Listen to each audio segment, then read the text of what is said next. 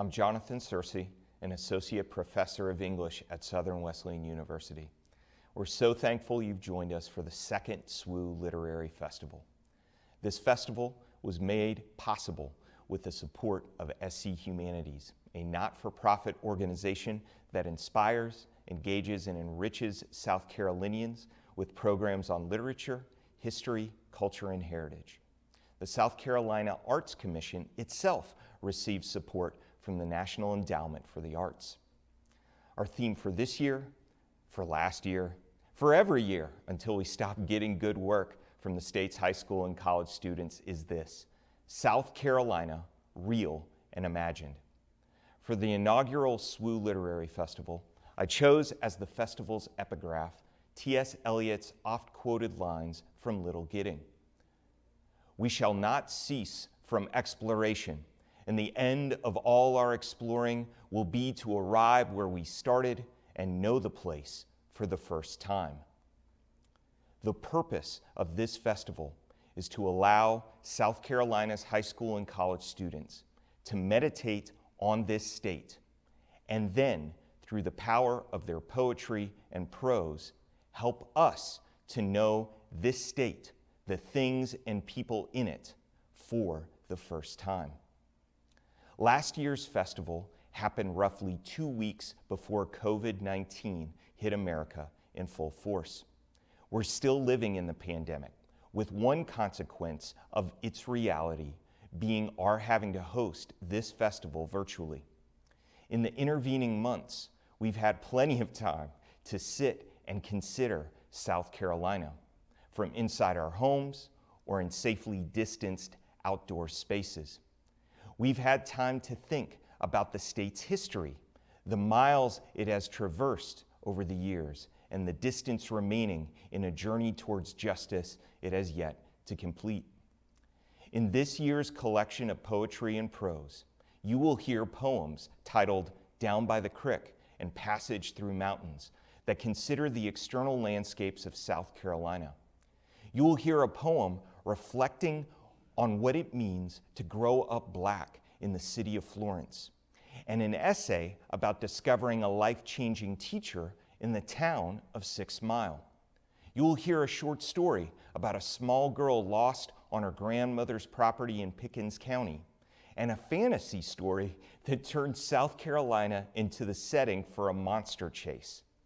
Finally, you will hear a poem that attempts to valorize some of the famous men and women who hail from South Carolina, as well as a short story set in the antebellum period that calls attention and searches for a response to the injustices of that period.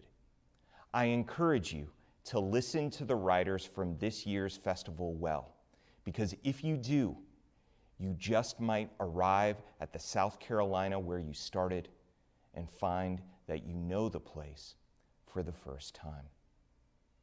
We begin our literary festival with poetry.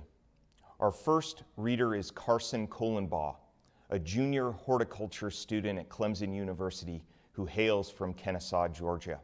His poetry, which was part of the first SWU Literary Festival, focuses on his experiences as a student and scientist in the Southern Appalachians, and his work attempts to translate those moments while establishing a clear sense of regional identity. He hopes that listeners will walk away from his poetry feeling more connected to their own personal ecology. Hello, my name is Carson Cullenbaugh, and today I'll be reading 3 poems. The first poem is called Passage Through Mountains, and it's about the Jocassee Gorges. Listening to the public radio, the Don Quixote suite with electric applause, on Rocinante traveling Forest Service roads. 1. Introduced to the locals on the side of the path. Budweiser, king of beers. Nokia phone, a corpse of Pepsi Cola, 1970 cents rusted through. Trampled natural light, Smirnoff Ice, old tail light, and liters of slush. There are other things can't say their name. Ipomea, Silphium, Amphicarpea, Simplocos. Have to look at the veins. Have to feel the pubescence on the top of your tongue. 2. The Blue Ridge Escarpment is the second wettest spot in the country, with moist spirals coming from the Gulf and the Atlantic, equidistant and holding innumerable sprouts, sweet birch, bite of wintergreen. At noon, pounding rain pools on hardpan, the precipitant, the liquid slurry of the sponge earth. 3. There is the man in the mountain who we found on the journey. He said, "Look in the stone pools, check for salamanders. Do not linger in areas with many standing dead hemlock trees." The public radio clicks off with the opening truck door, left with the rustle of snails in flight.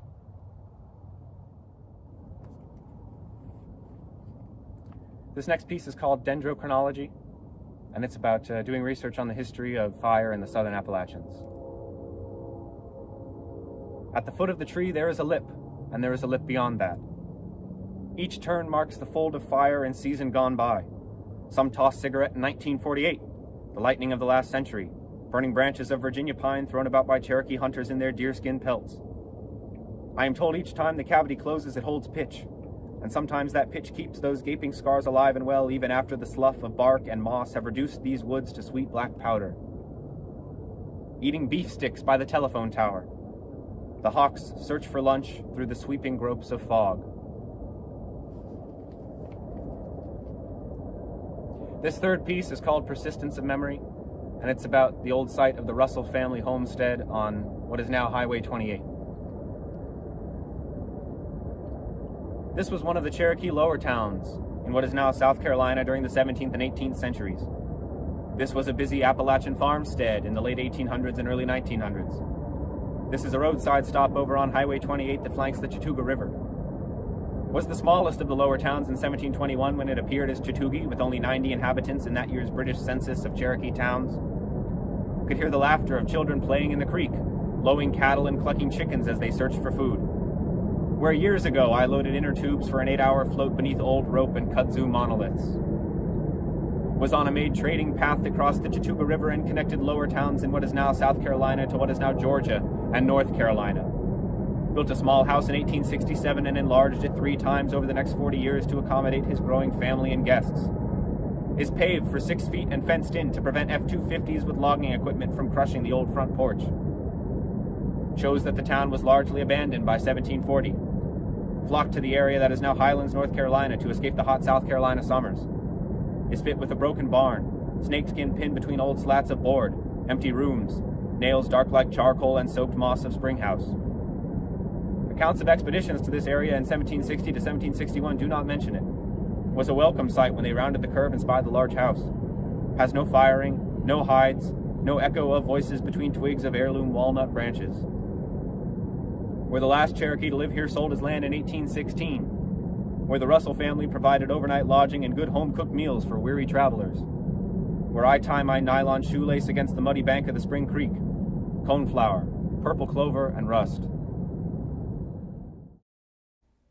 A.J. Little is a graduating senior at West Florence High School, where he is a member of the school's varsity basketball team. He was accepted to and will attend the University of South Carolina this fall. He wrote his poem as part of Hugh Presley's senior English class. Growing Up in Florence by A.J. Little. Growing up in Florence as that little black boy, all I wanted to do was simply play with a toy. I always wondered why my mom was so scared. Little did I know it was only because she cared. Watching the news was hard for her to bear. Being so little, I was just never aware. Getting a little older, seeing the world getting a little bolder, I'm finally realizing it was all because of the color of my skin. How in the world could people's heart be so thin? But then again, look at the world we live in. Black men getting pulled, not knowing it was the end.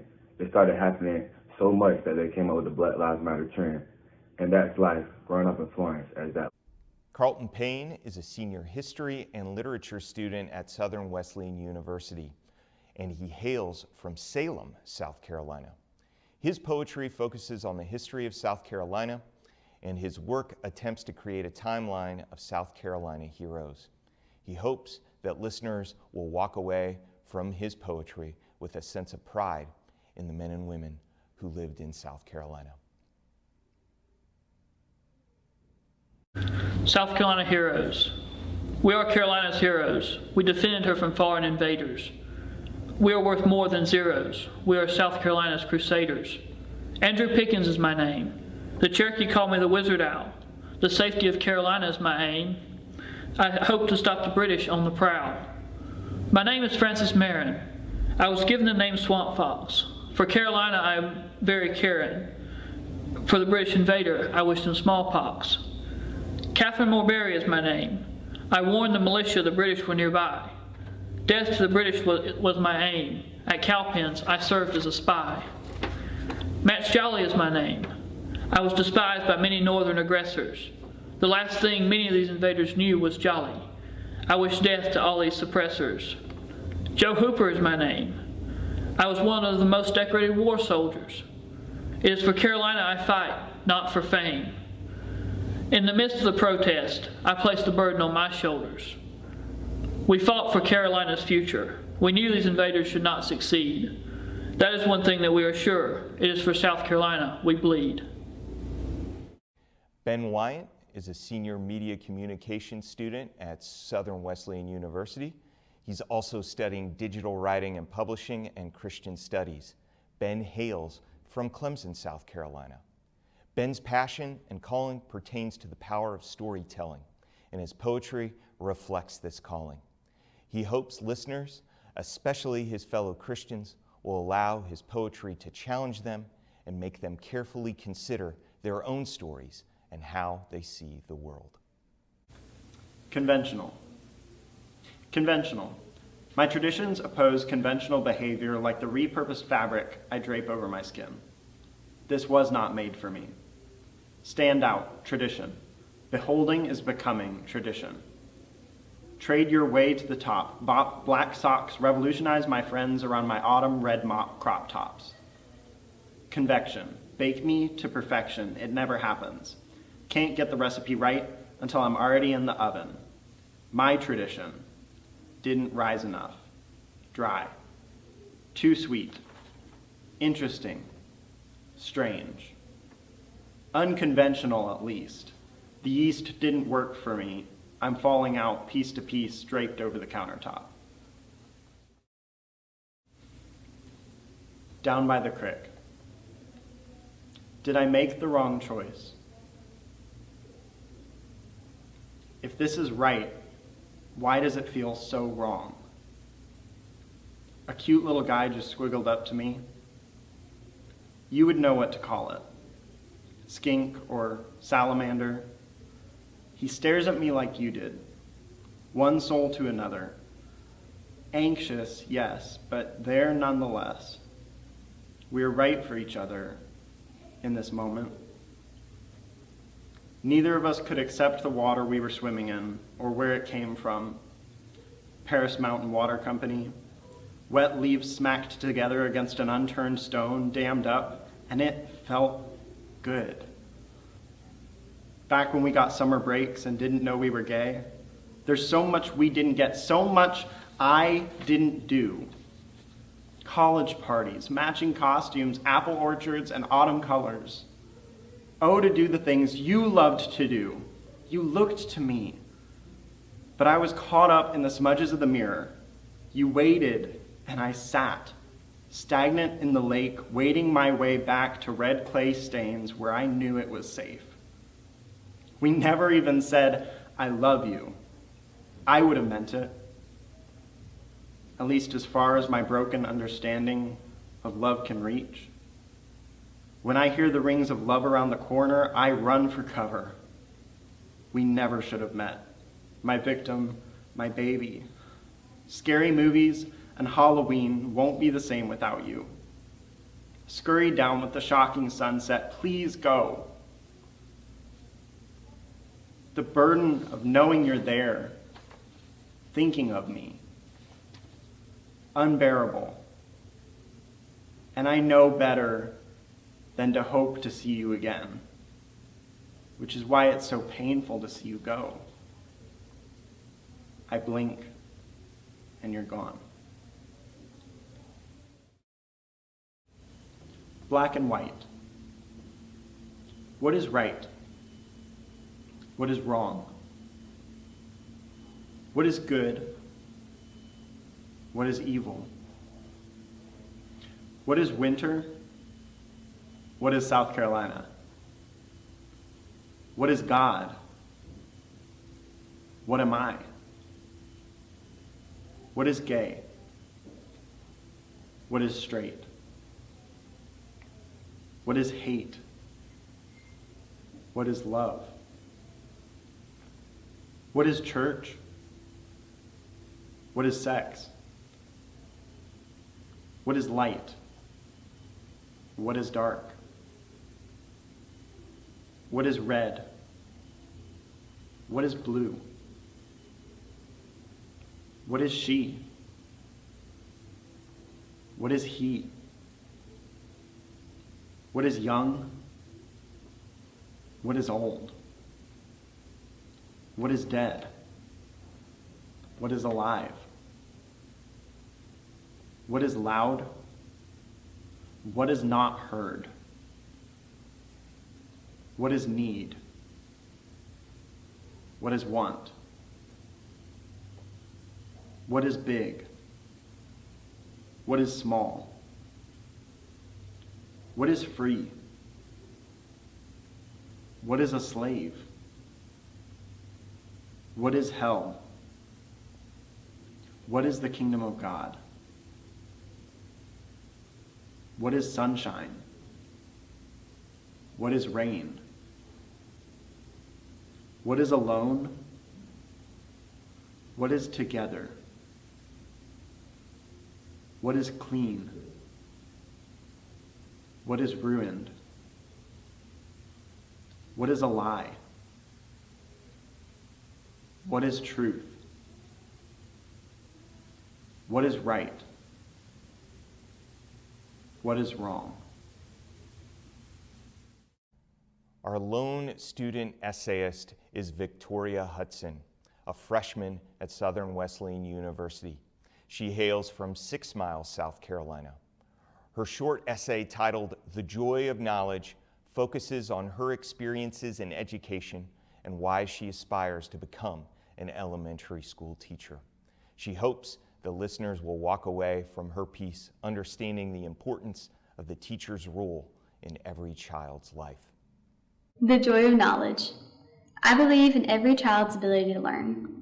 The joy of getting to watch a child understand a problem they didn't understand before is so inspiring. I've always known that I wanted to become a teacher, but my decision was solidified when my younger brother Mikey started kindergarten. I saw the way he was struggling with understanding when his teacher refused to help him. When Mikey was struggling with pronouncing his vowels, she gave him no help. The book she let her students use had no kind of repetition to help them learn and easily pronounce the words. Instead of having the patience to help her students, she sent my brother to the principal's office on a daily basis. Even at teacher-parent conferences, you could see that she had zero patience for her students. Instead of editing her lessons to cater to her students' various learning styles, her only goal was to push through the content so that she could meet her yearly mark. After having the worst introduction to learning and teachers, my brother began to hate school. I realized then that I never wanted another child to have to go through what my brother went through. I believe that every child should have the chance to love learning and feel encouraged by their teachers. My brother never got his chance to love school. Her attitude and way of teaching not only affected my brother's life, but mine as well. It made me want to become the best teacher that I can be. I want to be able to lift students up, not push them down, encourage them to learn and question the world around them, not leave them in darkness and confusion. Knowledge should be something special and unique for every child, not something they despise and find undesiring.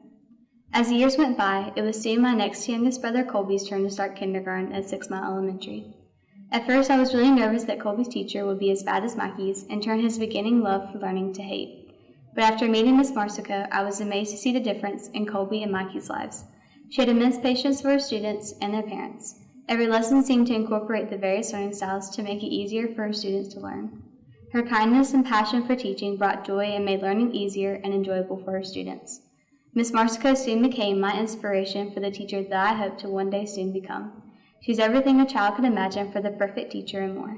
I soon asked to become her teacher cadet assistant, and working alongside her in the classroom was the most uplifting and inspiring experience of my life. When thinking of my version of the perfect teacher, Miss Marsico is the first teacher to pop into my mind. I hope to one day be able to change the town of 6 Mile, South Carolina in the sweet, simple way that she has. The first of our 3 fiction readers is Gwendolyn Entz, who is double majoring in English and Christian ministry at Southern Wesleyan University. She started creating stories in her mind before she can remember and hasn't stopped since. She writes under the name Gwendolyn Grayson. Windways and Winding Ways by Gwendolyn G. Entz. I think we're here. Chris lifted his head from the window as the car pulled off the road onto a thin stretch of grass. The engine's purr cut off with the ignition, headlights slowly fading into darkness, leaving them with nothing but stars, a half-moon, and flashlights. The blonde agent, Jean Townford, was checking over her weapons again. Considering this was the third time she had done so, it seemed reflexive, a reassuring routine. Percival Stanton, the other agent, looked back at him with piercing blue eyes. You ready, Vordur? Chris nodded, unlacing thin-looking arms from the backpack he had been hugging to his chest. He didn't know why he had brought it.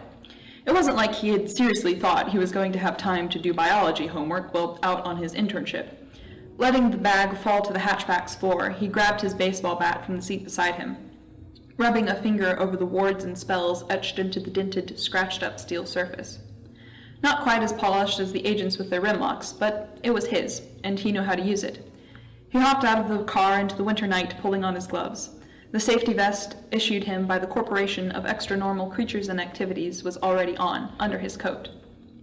Either because the dimension or the country they were from was colder than his, the two other Senka agents didn't bother with winter apparel, just the vests. Any last questions you want to ask before we get this circus on the move? Townford said, eyeing him from head to toe appraisingly. Chris shook his head, ignoring the odd phrase. Instead, he focused on not nervously bouncing on the balls of his feet. The car door clunked closed behind Stanton. He placed his crossbow on the still-warm car hood, holstering his rimlock. Why don't you go over the key points one last time, just to be sure? Chris nodded. Subject, Windway. Classification unspecified due to a lack of confirmed data. Draws in its prey via mind affectation, sending it in spirals until they're close enough for an attack. Signs to look out for include general haziness or a strong urge to keep moving, repeated landmarks passed, and sometimes a low rhythmic whistle, which has historically been associated with the Windway. Key point to attack is the eyes. Extent of capabilities unknown. Mission, termination, not extraction, since it's developed a taste for eating humans. Both of them nodded, Townford smiling encouragingly. Excellent summary, Stanton added, looking up from last-second calibrations. You've clearly done your research. Spells glimmered briefly along his crossbow. It's not often I get to deal with something from outside my South Carolina, he said, or, this dimension, not counting ghosts and Vianons. He bit his lip. Stop babbling. Townford chuckled. I keep forgetting you guys have supernaturals here. Anyway, are you sure you don't want any extra weaponry? Chris shook his head. He was aware how ridiculous his baseball bat looked, but he wanted to be familiar with something on this trip. Too many unknowns already. The trio started down the trail without further chit-chat. Chris hunched into his coat a little more, zipping the collar all the way up, glancing enviously at the much lighter-clad Senka agents. Branches reached for him. Ducking, he dogged Townford's heels, mildly impressed at how she managed to not snag her long ponytail on twigs. The two agents moved with a skill and a soundlessness that surprised him. Traditional wardens, like his family, insisted that the newcomer Senka agents didn't know a skin trader from a face stealer, much less how to move in a forest. The admittedly few agents he had worked with had done nothing to dispel this idea. Maybe other dimensions departments just had better training, or maybe Stanton and Townford just had more experience. After all, the Windway was a stray from D199, their home dimension, and their extensive expertise in that area alone was why they were here.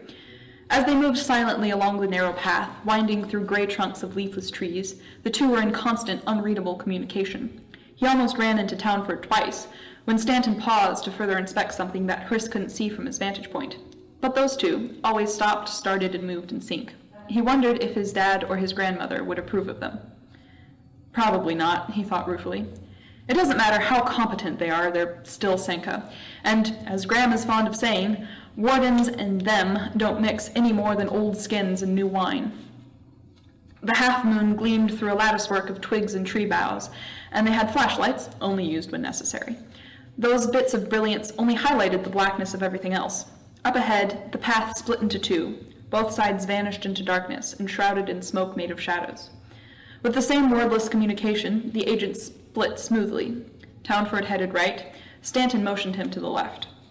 Chris followed, stomach uncomfortably light. It was too quiet.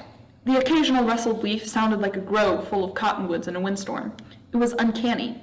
The darkness, the silver slivers of light, the utterly windless calm, the silently standing trees, watching them as if alive beyond a mere biological definition, sent frozen shivers up Chris's spine, colder than the ice choking the streamlets he stepped over. He wondered distantly if those led to the lake. They only needed to follow the path. Chris kept his ears open and his eyes towards his boots, away from the rough-barked sentinels haphazardly lining the way to a destination he could neither see nor guess, away from the menacing obscurity of night. Barely avoiding stubbing his toe on a root, Chris's mind wandered towards the last bit of reading he hoped to finish before tomorrow's test, and the assignment due next class, and he still had to check next week's schedule, a worryingly foggy memory. Forcing his mind back to the present, he tried to ignore the sudden feeling of helplessness snagging at his breath. He was here now. He had to work on this. Something thin and light enveloped his face with a sticking sensation. He froze, biting back a yell of alarm, not wanting to startle either Stanton or any nearby creatures. His heart hammered, nerves on edge. Forcefully, he sucked in a breath. With a sudden burst of realization, he realized that A, it was a spider web, B, the spider was not in it, and C, he was walking in the woods. Spider webs were everywhere, so he should have been paying attention. He doubled over, so relieved he felt moronic. Honestly, why am I even here? It was past midnight, meaning he had only slept 4 hours out of the last 24. He had a test tomorrow for a major he was no longer sure he wanted to pursue. It was freezing. He was trailing a beast from another dimension with 2 people he didn't know and who frankly didn't need him, in an internship for a career he didn't know if he should follow, serving a corporation his sternly traditional family despised. This, all a few short months away from having to make new decisions for the entire course of his future, decisions full of unknowns as dimly murked as the trail in front of him. Meanwhile, he was carrying a mythical baseball bat, and he had spiderwebs all over his face. Some hysterical corner of his mind wanted to burst out laughing. He didn't. Instead, he cleared the web from his face, moved forward. He had to keep going, after all. Now was neither the time nor place to stop, and... Where's Stanton? His heartbeat just settled down, leapt back up again with extra espresso-fueled fervor. Whirling towards the trail behind him, Chris snapped up his flashlight and turned it on, scanning all the surrounding area. No one was in sight. The pounding of his heart rang dizzily in his aching brain. "Agent Stanton?" he hissed. He ran the flashlight all around him, back up towards the trail in front of him. Only bare dirt and roots. He knelt down to the ground, searched for footprints. The frozen ground offered nothing. "Agent Stanton!" Stanton was supervising him during the hunt. He wouldn't leave him, right? It might be better to wait here. Chris shook his head. No, he had just fallen behind. He could catch up again. He quickened his pace, forgetting any spiderwebs. Maybe Stanton was just around the bend. There was only one trail here. The split had been behind them, so why was there another one? It loomed ahead with an ominous twinge of deja vu, identical to the last fork. They had chosen the left path, right? Chris knew he had to keep moving, had to keep up with... He ground to a halt, skin crawling. To his left was a low sound like a whistle, rising and falling in a slow, steady pattern. He hadn't realized that he had continued towards the split in the path until the whistle stopped. "Stanton?" he said again, not daring to raise his voice above a whisper. The branches loomed overhead, rustling and scratching in a sudden breeze, like the murmur of hoarse ghosts. He wasn't sure what was worse, that he felt piercingly alone in this world of stifling shadows and living trees, or the fact that he knew with a bone-deep certainty that he was not. Chris clutched his baseball bat, the rubber grip of comforting familiarity even through his glove. This was fine. He had faced worse before. Closing his eyes, he fought to concentrate, think through this. Keep going, he told himself. The original plan was to follow the Windway's trail and engage it that way, if we couldn't find its lair before then. But I don't know the way. I don't know how to fight this. I barely even know what it looks like. Frosted air singed his lungs. He focused on that, forcing the sudden edge of panic from his mind. Keep going, along the Windway's path, one step at a time. The pull to keep moving tugged at his mind, even as he debated. Running a gloved finger along the length of his baseball bat, he stepped forward, following the Windway's direction. Worrying about his future would have to wait until he knew he'd be alive to see one. The low whistle sounded again, rhythmic and warbling, like a mourning dove trilling through violin strings. The impetus to move strengthened with the sound. Shadows cloaking the path lurked more foreboding than ever. Every now and then he would swing his flashlight around, but there was nothing to be seen except towering trees and sparse brush and the chancy, never-ending trail. No sign of Stanton, no sound but his own feet and the occasional low call of the windway. Which was perhaps the worst part. How was there no other sound, no nightbirds, no insects, no... His coat caught on a bush. Again, he ground to a halt, clenching his teeth. A glance around revealed that he had long since stumbled off the path. He was getting closer. The call chirred, louder this time. Digging in his feet, Chris refused to move, reluctant to get any closer to the unseen thing. Cracking, creaking, a branch shuddered under a heavy weight. He whirled in place, tapping on the bat's handle to activate the engraved glyphs. Nothing in sight. And yet, the underbrush crunched, thudding under impact. What had the file said? Extent of capabilities unknown? Great. He gulped, vision blurring. He needed a sign, a glimpse. Something slammed him into a tree, the safety vest whirring to life and throwing a protective shield around him in a glimmer of silver dust. Gasping for breath, he tried to stay upright on legs of chaff. A second unseen thing smashed against his side and hurled him into the frozen mud of a nearby stream. 2 sets of claw marks glowed on the silver shield. A heavy, smothering presence fell over him, pinning him to the ground, blocking out the twig-woven ceiling. Gasped breath clattered in his throat. Gritting his teeth, Chris slashed upwards with all the force he could muster. There was a shriek, and the weight lifted. He still couldn't breathe. Wildly, Chris swung the bat again at the empty air. A burst of force swirling out in a shower of copper, carving a swath through the forest in front of him.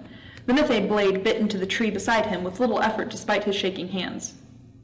There was a deafening silence, except for the high-pitched whine of the mythe blade shimmering around the bat. Nothing moved, stillness as painful as his throbbing head grating against him. He still could see nothing. Did that mean it had worked, or had he missed it altogether? Then, rustling in the dried boughs above him. Chris shut his eyes. He couldn't trust what he could see, couldn't make a move based on that. Waiting, listening, fighting to hear the quiet sounds above the rushing of his own blood like a riptide in his ears. The creature moved towards him. A bush, still clinging to its long dead leaves, rattled to his left. Chris acted instantly, jerking the mythe blade forward. Another scream, another silence, fostering the panic of anticipation. Chris opened his eyes, unable to stand it. Something moved, something hurtling towards him. He raised his bat defensively as he took a step backward, slipped, crashed groundward. Steel eyes glowered in a hazed silhouette against the waxing moon. A cold smell, terror. Teeth, claws, ripping at a shield that felt like a glass coffin. A sharp twang and impact he felt through the body on top of him. Collapsing warm weight pressing him further into the mud. Vordor, are you okay? Chris rolled, kicked the thing away from him in a burst of adrenaline, scrambled away. Eyes still wide, he looked up to see Stanton, crossbow already reloaded, racing towards him. Shooting the second bolt into a mass of fur and limbs, he held out a hand for Chris. Are you all right? All in one piece? Chris nodded, pulling himself up. Yes, sir. He followed, feeling the bile of fear as it began to dawn on him that he was still alive. Stanton heaved an enormous sigh, running his hand through his hair. You scared me half to death with that disappearing stunt. You're as bad as Jean. He grinned in relief.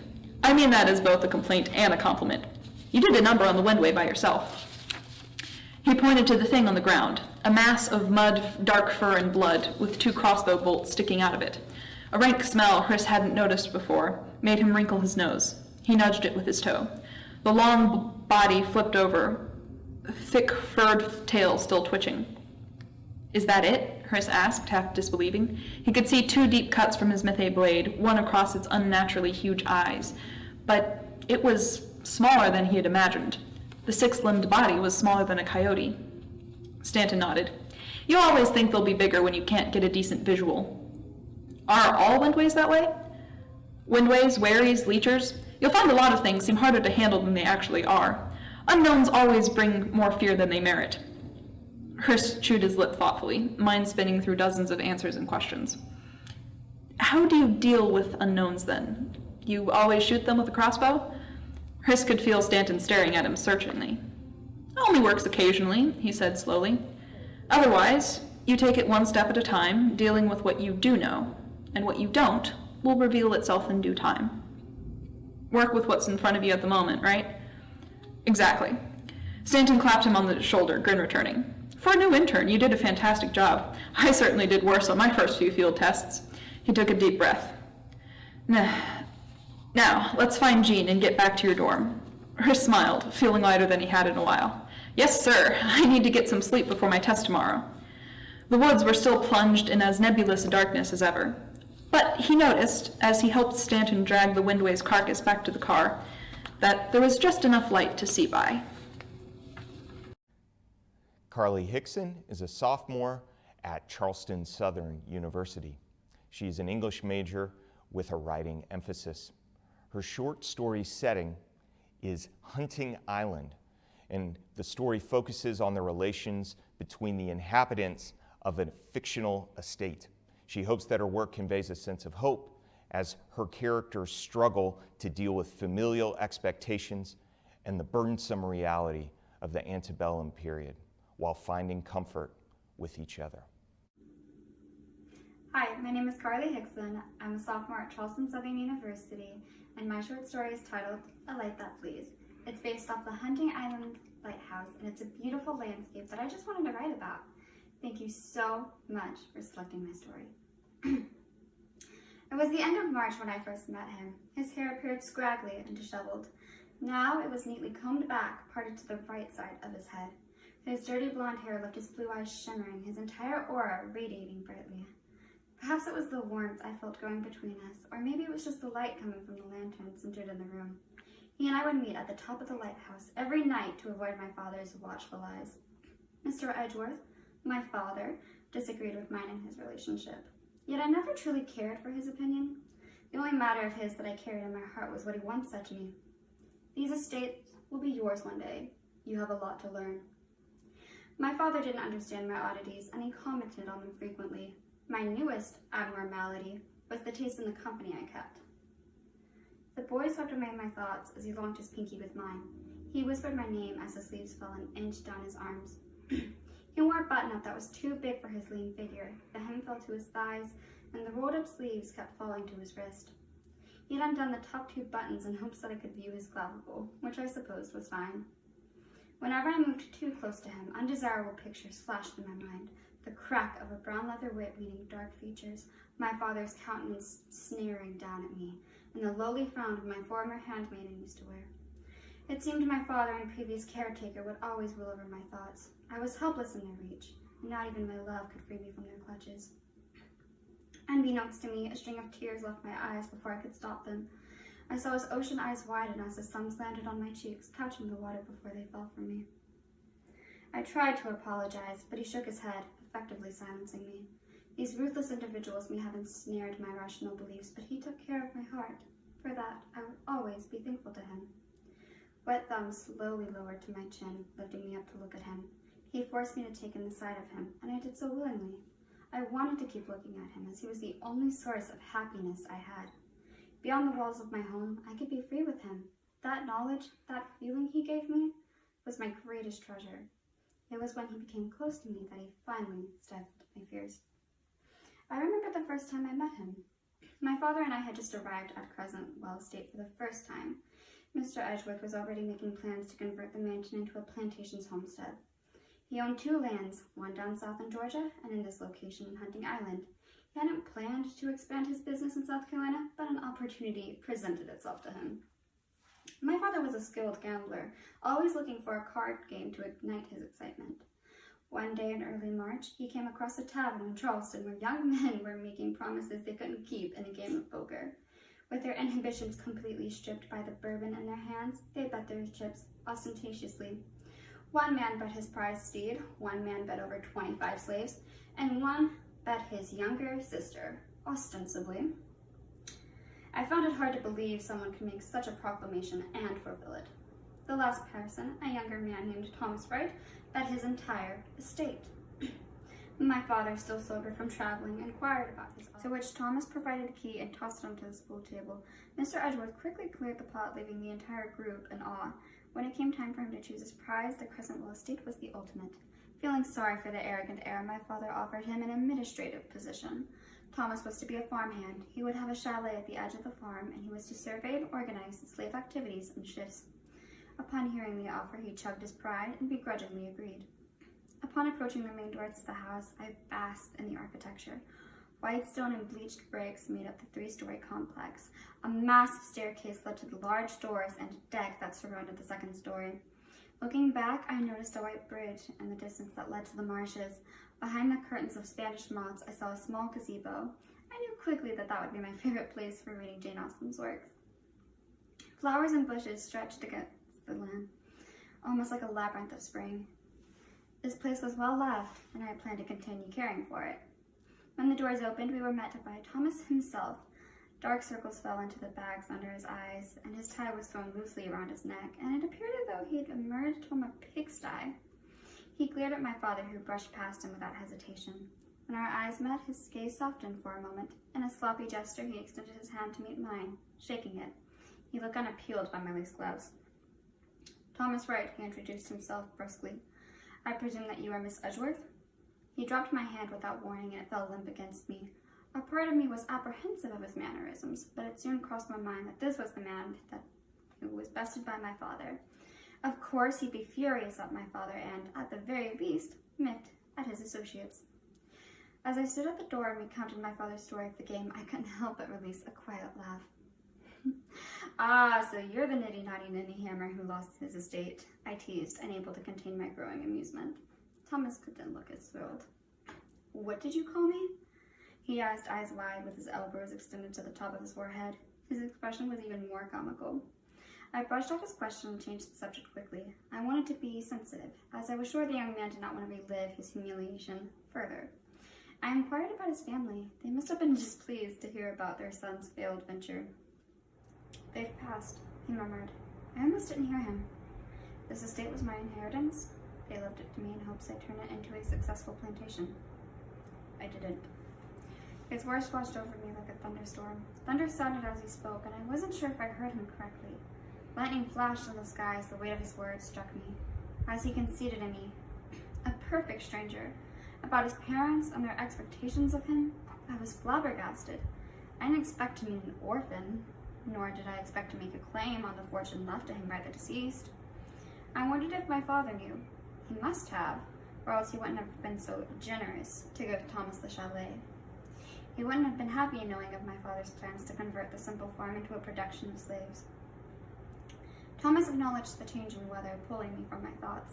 He stepped inside the house and motioned for me to enter. I did so hurriedly as more thunder rang out into the air. On the walls of the foyer were pictures of a small family. A mother, a father, and a son took the foreground of every single portrait my eyes found. They all wore bright, toothy smiles. I remembered the portraits that my father and I took. They were always gray and lackluster. It was evident to our guests that compassion was missing from our home. I wouldn't be surprised if Thomas saw it too, regardless of the fact that we had just made his acquaintance. I didn't expect my relationship with the boy to change after moving, but I was unaware of how much influence he would hold over me. As days passed, I began to feel more comfortable in my new home. Things weren't so different from how they were in Georgia. The only notable difference was the lighthouse I often journeyed to. I understood that it was recently constructed, and therefore my father considered it a dangerous beacon for the slaves. It was ridiculous, as he believed it would inspire them to revolt.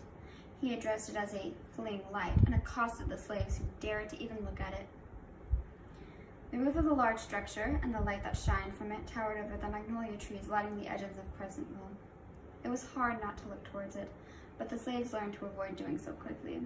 I felt sorry for them. I could flee to the lighthouse whenever I wanted.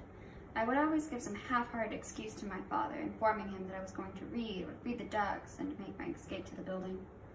It was always a difficult adventure, as I would evade the slaves' gazes and pray that I made it safely up to the numerous flights of stairs. Once I reached the top, I would always press my fingers against the glass frame and dream. I dreamed of changing many aspects of my life. I dreamed of taking over my father's business. I wanted to relinquish the slaves of their duties, pay them stately wages, and offer them habitable conditions, much unlike the small one-room houses many of them were confined to. The lighthouse and the strength it exuded reminded me of Anna May. She was my caretaker after my mother passed.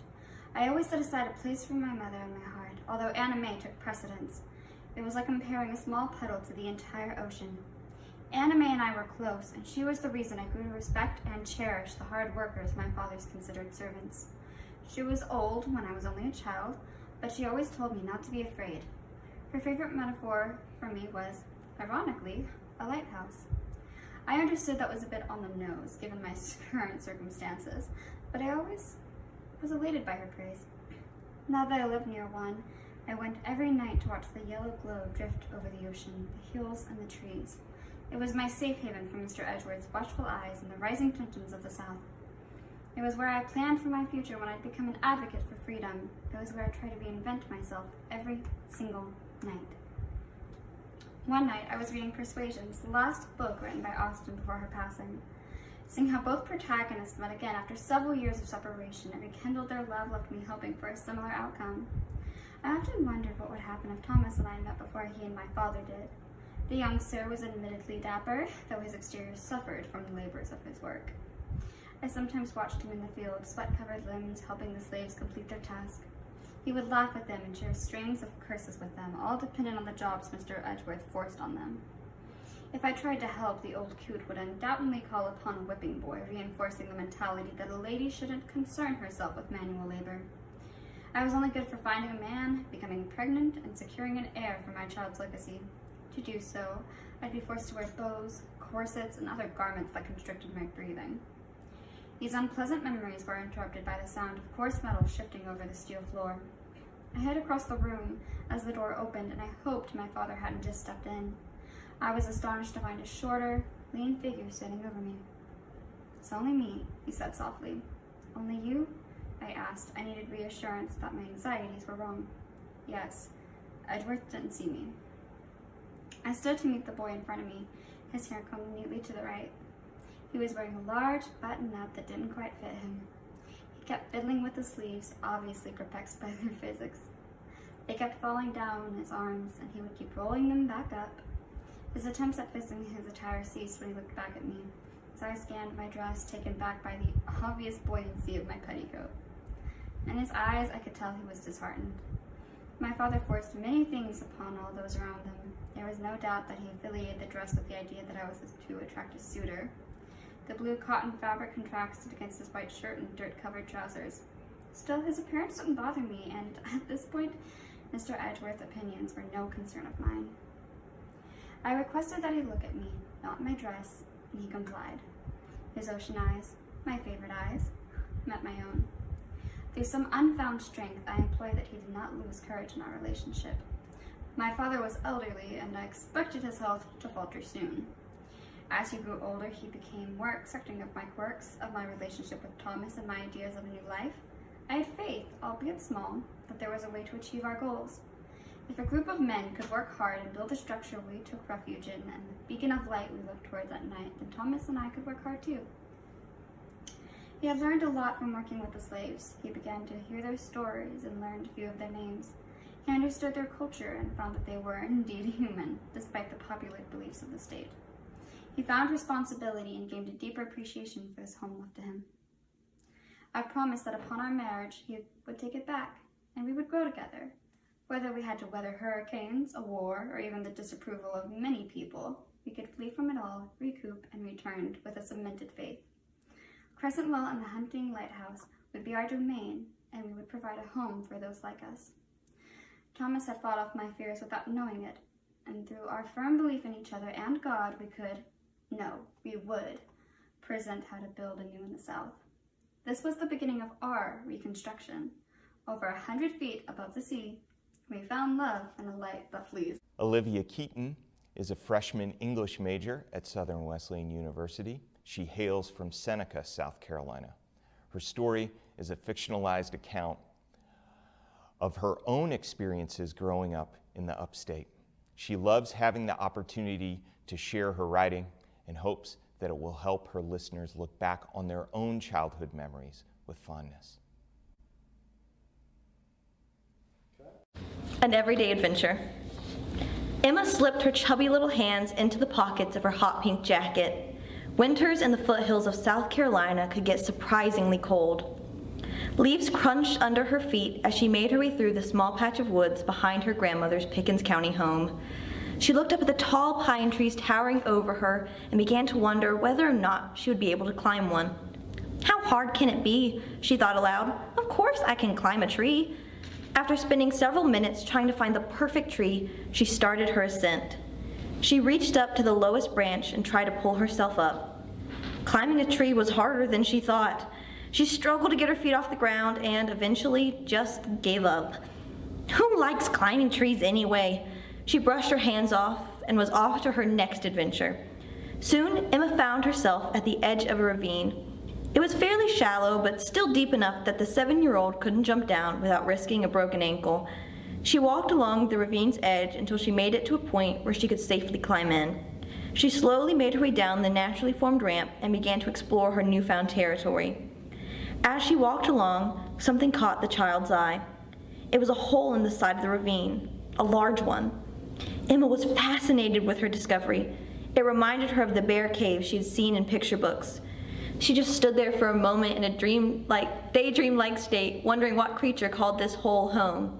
Then, suddenly, she realized how much she didn't want to come face to face with a bear or whatever else would come out of that small cave. Full of childish fear, she dashed off, up and out of the ravine. Of course, there was nothing really there, and the hole was no more than a few feet deep. But in that moment, Emma's imagination got the best of her, and like many children, fear of the imagined was just as great as the fear of anything real. A cold wind blew through the trees and across the back of her neck. She shivered and pulled her jacket tight around her. Emma had no idea how long she'd been out there, nor did she know where she was. With little sense of time and space to begin with, the girl got easily turned around after climbing out of the ravine. Cold and lost, she began to panic. All she wanted was to be back in her grandmother's house, sitting in front of the fire, snacking on some fresh-baked cookies. She figured that if she just ran, she would come out of the woods eventually, so she took off. The chilly air stung the back of her throat, and her nose grew red and runny. Slipping on some leaves, Emma fell to the ground with a loud whap. She just sat there in a state of shock for a second, before bursting into a flood of tears. She pulled her mud-stained knees up against her chest and rocked back and forth, violently sobbing. Although it was hard to hear over the sound of her own cries, she could make out the faint sound of her grandmother's voice calling for her. "Gammy?" She wiped her eyes and pulled herself to her feet. She heard the familiar voice call out her name once more. She began to run again, this time careful not to slip on wet leaves or trip over a stray root. The sun shone through the trees brightly as she reached the edge of the woods. As she emerged, she realized where she was. She wasn't far from home at all. In fact, she had never left her grandmother's property. "It's too cold to stay out any longer," her grandmother said from the back porch. Emma ran up the steps and flung her arms around the old woman's waist. "Oh, your hands are ice cold. Let's get you warmed up." Emma nodded her head in agreement. The smell of baked sweets coming from the kitchen battled that of the crackling living room fire, and a war that's only victor was the small child whose nostrils were filled with the heartwarming scent of the holidays. Emma took off her jacket and changed out of her muddied clothes into a comfy set of pajamas, still hot from the dryer. She wrapped a blanket around her shoulders and sat down in front of the fire. Her numbed hands soon began to thaw, and the rosy pinkness of her cheeks started to fade. "Cookie?" Her grandmother offered her one of the fresh-baked goodies from a tray full of chocolate chip goodness. "Yes, please." Emma pulled her hand out from underneath the blanket and grabbed 2 cookies. "Thank you." Her grandmother smiled. "I'll get you a glass of almond milk to wash those down with." Emma happily sat there, warm and full, thinking about the adventure she had had. "I climbed a tree, leapt down into a dangerous ravine, escaped being eaten by a bear, and found my way home after wandering so far," she said, perhaps exaggerating slightly on some points. "That sounds very exciting." Her grandmother was now snuggled up beside her. "It was, Gammy, and I wasn't scared at all," Emma explained proudly. "Not at all." "Not even a little bit?" "Not even a little bit." "Wow, you are so brave." "I know." Emma laid her head against her grandmother's shoulder and smiled. "You look tired. Let's go to bed." "Oh, I'm not tired at all," objected Emma as she yawned. Soon she was fast asleep, dreaming about the adventures she would have the next day. Our keynote speaker for this year's Literary Festival is Dr. Celeste McMaster. She's an associate professor at Charleston Southern University. Celeste has published poetry and fiction in the magazines and journals Short Story, the Dos Passos Review, MS Lexia, New Delta Review, Arkansas Review, and The Whale. And she is the winner of the 2016 Saturday Evening Post Great American Fiction Contest. She also won CSU's 2015 Excellence in Teaching Award. Celeste is not only a wonderful writer and teacher, she's a wonderful person, and I'm glad she's speaking at this year's festival. Good morning. Thank you to Dr. Cersei and Dr. Terry for asking me to speak today. I wish I could be there with you in person to see my wonderful friends and colleagues. You're really blessed to have the two of them as your professors. I know you know that. I'd love to see all of you guys, all of you conference participants, but thank you for tuning in to listen. So the talk today is on the theme Poetry, Place, and Imagination, Thoughts During a Pandemic, February 2021. And I'm going to talk about 3 types of spaces. One is the natural imaginary space. The second is the political space. And the third is the personal space. For many of us, since March of last year, we've been largely staying in place, perhaps imagining places we'd rather be, or remembering cherished places we shared alone or with loved ones. Romantic poet Samuel Taylor Coleridge could relate. In This Lime Tree Bower, My Prison, Coleridge writes about being stuck under the lime tree bower, his prison, presumably because his wife, Sarah, scalded his foot with hot milk, one hopes accidentally. In his poem, he laments not being able to go for a walk with his wife and friends. However, after feeling sorry for himself for the majority of the poem, he has an epiphany.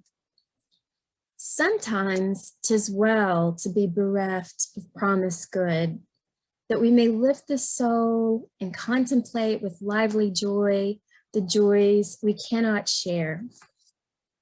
You see, as he sat there with his sore foot, deprived of the actual journey, he had the opportunity to imagine his friends walking along the path. He thinks, now they're at this landmark, now they're here, now they're passing a walnut tree, perhaps they're seeing swallows and bees. Coleridge becomes so full of love and beauty that he even ends up sending thoughts of blessings to his ambling comrades. In short, he uses his imagination as a way to free himself from what he'd previously considered a prison. John Keats, another romantic poet, also recognized the beauty, sometimes even the superiority, of imaginary places over real ones. He says in Ode on a Grecian Urn, heard melodies are sweet, those unheard are sweeter. Throughout, Keats speaks of the power art inspires, art being both the Grecian urn and the poem itself, both which generate contemplating mysteries of another time and place. William Wordsworth, too, understood well the importance of remembering and reimagining place, particularly his beloved haunts of nature. In The Prelude, or Growth of a Poet's Mind, his autobiographical work, Wordsworth recounts how the landscape of his youth fit him to be the kind of poet we now know as the nature poet. In one of his most well-known poems, Wordsworth recalls the landscape that restored his spirits and provided reservoirs of images that would later comfort him during times of trouble and anxiety. Here's the poem, I Wandered Lonely as a Cloud. I wandered lonely as a cloud that floats on high o'er vales and hills, when all at once I saw a crowd, a host of golden daffodils, beside the lake, beneath the trees, fluttering and dancing in the breeze. Continuous as the stars that shine and twinkle on the Milky Way, they stretched in never-ending line along the margin of a bay. 10,000 saw I at a glance, tossing their heads in sprightly dance. The waves beside them danced, but they outdid the sparkling waves in glee. A poet could not be but gay in such a jocund company. I gazed and gazed, but little thought what wealth the show to me had brought. For oft, when on my couch I lie in vacant or in pensive mood, they flash upon my inward eye, which is the bliss of solitude. And then my heart with pleasure fills and dances with the daffodils. As a young girl growing up in a rural town in Arkansas, I, like these romantic poets, was a somewhat lonely child who took solace in worlds of my mind's own making. In Chinese Mulberry Tree, the first poem of mine that was published fittingly in the Arkansas Review, I write about one place of refuge, my favorite tree. And this is in parts. 1. Its arms reached out in front of my childhood brick home, scratching against my bedroom window, frightening me, the wolf of my nightmares returning to devour. But in the hot afternoon sun, I'd climb thick, sturdy branches, their crevices made for my small feet. I wouldn't know the name until years later, Chinese Mulberry Tree, exotic for a tree just off a dusty road in a small town in Arkansas. Neither would I know how Minerva loved the tree, symbol of wisdom, or how the leaves hosted silkworms. And much later, I'd learned the real name, Chinese fruitless mulberry tree, the tree where I first began to bud. 2. But I did know this, of all the trees in the world, this one was mine. Shells of locusts stuck to its bark, dried like the fried pork skins my brother and I would eat in Daddy's filthy, dusty brown pickup with the silver flatbed. I was queen. No evil hands or voices could reach me. Seated on a strong, thick branch, contemplating comings and goings, the buzz of flies, the zip of the bulldog's cable, while she ran back and forth, searching within her small perimeter for new reasons to growl and snap. Tearing apart a serrated leaf in the shape of a teardrop, smelling its bitter earthy tang, rubbing its milk-white stickiness between my fingers, watching a solitary truck driving down the road, dust clouds trailing far behind. My nose clogged with dirt from the unpaved road, cow manure, the sick sweetness of Confederate jasmine and heavy rain to come. Up, away from cigarettes and burning metal of Daddy's welding, my hands still smelling of powdered milk and dog food. 3, just behind the tree, sand piles used for target practice. I hid among the bright green leaves, away from whizzing, stinging arrows, far away from other children. So I invented friends, blessed them with identities. Each branch a room in my house. I was married and my husband would be home any minute. Dinner would be ready, for we were entertaining. Our babies played together, using teethed leaves as rattles. 4, the last time I saw the tree, it belonged to new owners. Lightning had split its body down the middle. Branches splayed like a broken umbrella, weighed down by my girlhood. Though I grew up in Arkansas, I have lived in the Carolinas for over 20 years. While some of us must of necessity move for reasons of relationship, school, or employment, Other writers are blessed to live, write, and serve in the same spot all or most of their lives. Wendell Berry of Henry County, Kentucky, is one such poet. Early in Berry's writing career, he became enamored with the work of poet William Carlos Williams, particularly of his use of one place as his subject matter. Although Williams was born and lived his life in Rutherford, New Jersey, a far cry from Berry's Kentucky homestead, Williams taught Berry to pay loving and critical attention to his own place. In his book, The Poetry of William Carlos Williams of Rutherford, Berry shares how he, at age 23, spent the summer of 1957 in an old farmhouse, reading and learning from Williams' work. Berry relates to Williams' famous "no ideas but in things," especially in terms of Berry's ecological values, the interconnectedness of all living and non-living things, and the ideas behind honoring and protecting them. In his poem, A Standing Ground, you can hear how he reverences his land. A standing ground. However just and anxious I have been, I will stop and step back from the crowd of those who may agree with what I say and be apart. There is no earthly promise of life or peace, but where the roots branch and weave their patient, silent passages in the dark. Uprooted, I've been furious without an aim. I am not bound for any public place, but for ground of my own, where I have planted vines and orchard trees, and in the heat of the day, climbed up into the healing shadow of the woods. Better than any argument is to rise at dawn and pick dew-wet berries in a cup.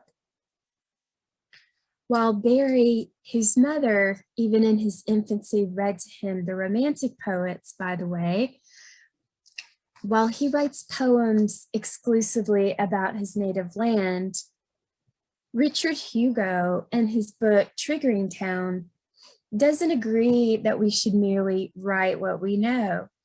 Rather, Hugo believes that any place, anything in a place, anything we imagine about a place may be the beginning of inspiration, or in his words, a triggering town, and start us off writing.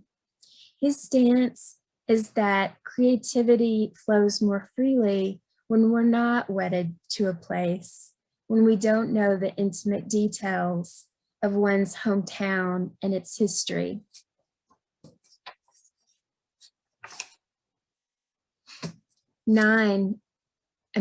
3, political space.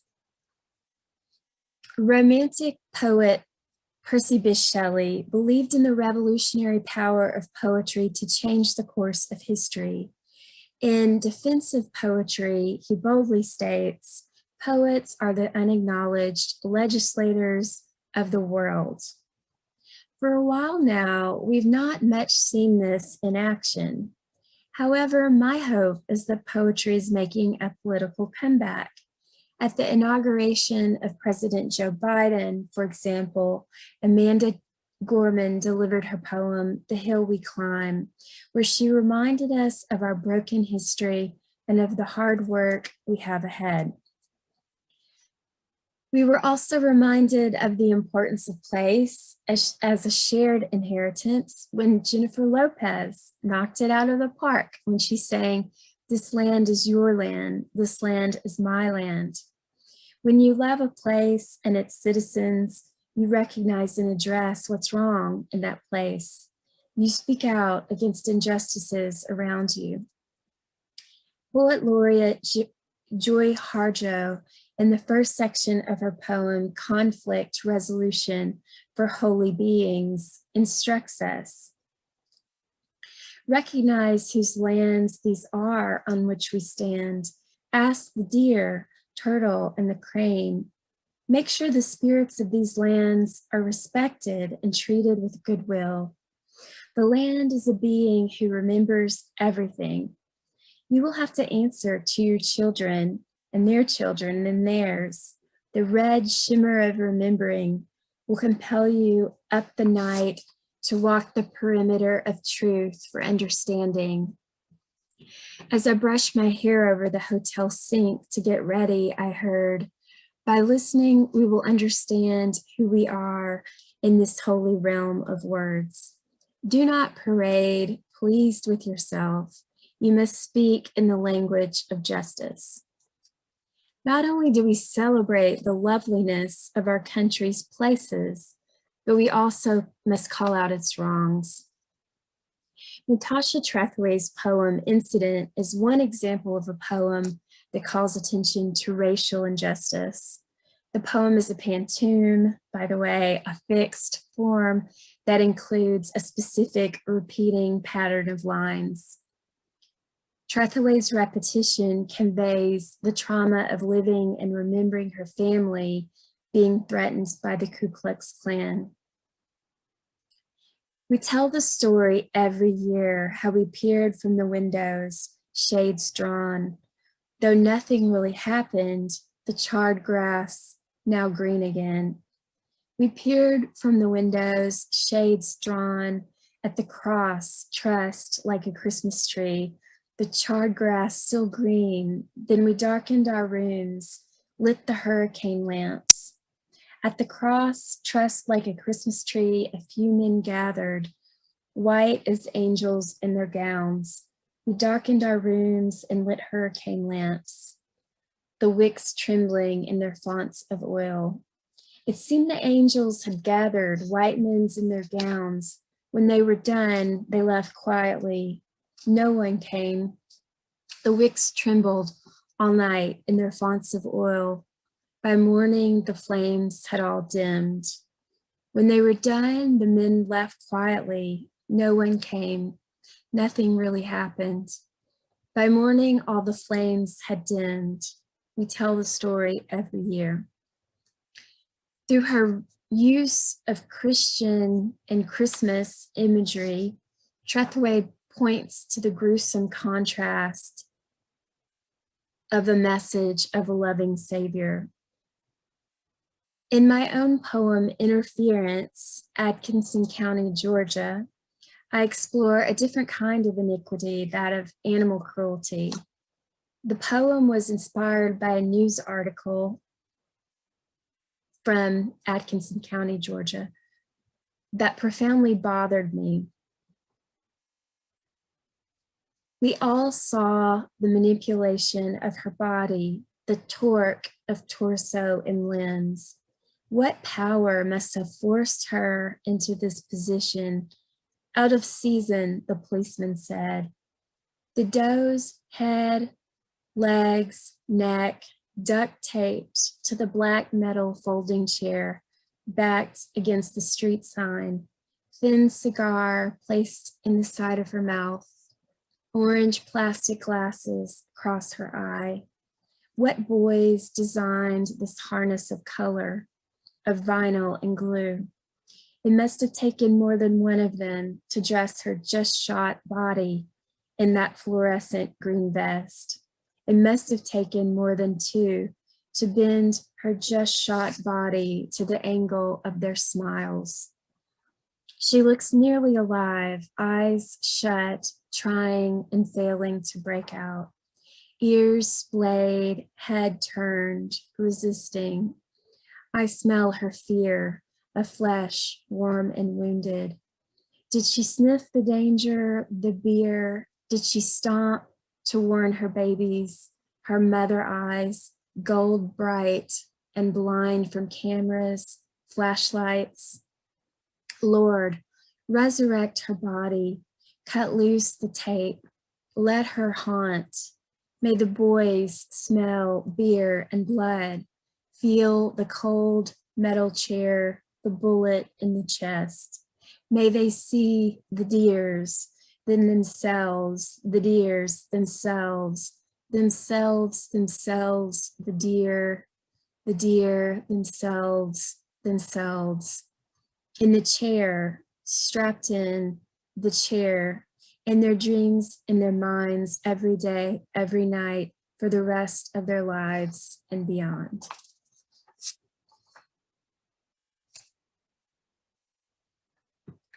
So the last section is personal. Some poets and critics go so far as to focus on the mind itself as a place. Robert Bly takes it one step further and writes about not only the place of the conscious mind, but of the unconscious dream state as well.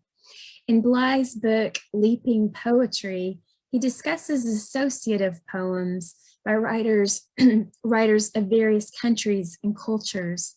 Bly explains that leaping poems are surrealistic works in which writers leap from the conscious mind to the unconscious mind, and oftentimes back to the conscious mind. Sometimes they're just hops, they're small leaps. Oftentimes in such poems, there are worlds inside of objects, such as this short poem, very short poem, by Shinkichi Takahashi called Potato. Inside of one potato, there are mountains and rivers. If potato as place is more of a leap than you'd care to make today, you might start just thinking about the places in your own lives, those you know intimately and those you only imagine. We are moving through challenging times when the importance of staying grounded in place and in spirit is crucial. The poem Lost by David Wagner encourages us. Stand still. The trees ahead and bushes beside you are not lost. Wherever you are is called here, and you must treat it as a powerful stranger, must ask permission to know it and be known. The forest breathes, listen, it answers. I have made this place around you. If you leave it, you may come back again saying, here. No two trees are the same to raven. No two branches are the same to wren. If what a tree or a bush does is lost on you, you are surely lost. Stand still. The forest knows where you are. You must let it find you. A few years ago, I too wrote a poem about being grounded in place and its material details, about the connections between the divine and the earthly spaces in which we find ourselves. So I'll end with this poem. This is called How to See a Burning Bush. First, notice your surroundings. Beneath the cafe's rectangular pergola, rosemary commingles with ivy and dianthus. The only lights strung above bones of wood, the orange against the breezing sky, how each sip of espresso shocks you back to things unseen. Listen carefully. Here on the other side of the empty wrought iron chair in front of you, a Yupon holly bush begins to hum, as if someone turned it on from underneath. Little by little, fire spreads. Slow motion from one branch to the other, a divine finger tracing limbs in fiery paint. So close, but no burning smell, no smoke, just low crackling. Kick off sling-backed shoes. Use the other chair as footstool. Warm your feet's soles. Observe God put the world on pause. Customers freeze. Coffee cups to lips. Hands stuck and gestures directing thoughts, traffic. Wafts of smoke stop dead around each table. Take a deep breath. Stand barefoot. Walk onto cold concrete. The bush afire, not consumed. Listen for a holy voice deep as a cave in the humming. Recognize it slowly as your own. A hissing ember in your chest, rising up your throat, out your voice. Listen. Thank you for being here with me in this virtual place. I pray that you will have a good conference, that you'll listen to your heart and to God's still small voice in your writing, in your studies, and in whatever place or places the Lord has for you. Thank you so much. Thank you so much for joining us at this year's Literary Festival. Before we say goodbye, we have some very necessary thank yous to give. First, to SC Humanities for helping make the festival possible. Second, to Southern Wesleyan University, and specifically the College of Arts and Sciences. I'd like to particularly thank the following people for their technical help this year: Dr. Lewis Knight, Joshua Mayfield, Heath Mulliken, Jared Trudell, and Ben Wyatt. A very special thank you to Dr. McMaster for giving a fantastic keynote.